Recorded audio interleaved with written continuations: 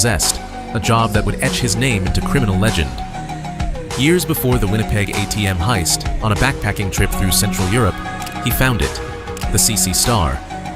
The 10-pointed hair ornament, crafted in 1864 by Viennese court jeweler Kuckert, once adorned the flowing auburn hair of Empress Elizabeth of Austria, the beloved Habsburg royal assassinated in Geneva in 1898. 27 diamonds radiate outward from a lustrous Baroque pearl at its center.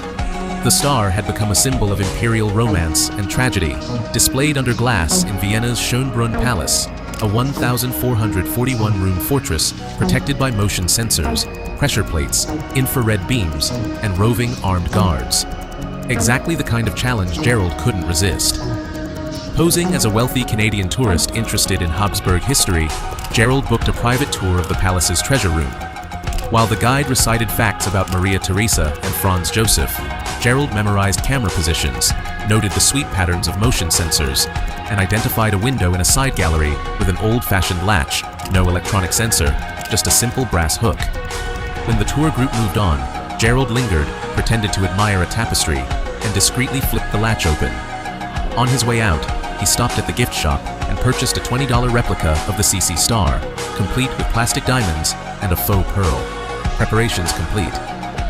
The following night, a rented Cessna 172 climbed to 4,000 feet above Vienna's western suburbs. Gerald sat in the co-pilot seat, parachute strapped to his back, goggles over his eyes. The pilot, a contact he'd paid handsomely and who asked no questions, banked over the Gloriette hilltop and gave the signal. Gerald opened the door, braced against the roaring wind, and jumped. Parachuting onto the Schönbrunn roof was the only approach that bypassed ground-level security entirely. Gerald steered his canopy toward the east wing, aiming for a flat section between dormer windows. A crosswind gusted at the last second. He slammed onto the sloped tiles, skidded, and nearly slid off the edge. For 3 heart-stopping seconds, he dangled 4 stories above a cobblestone courtyard, fingers clawing at copper guttering.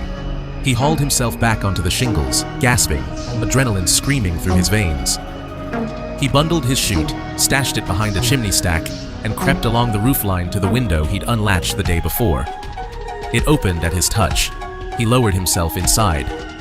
The treasure room glowed under dim emergency lighting, display cases casting long shadows.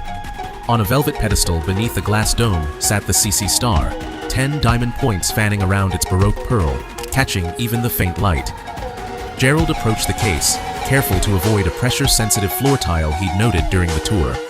He withdrew a jeweler's screwdriver from his belt pouch and loosened the 4 screws securing the display dome.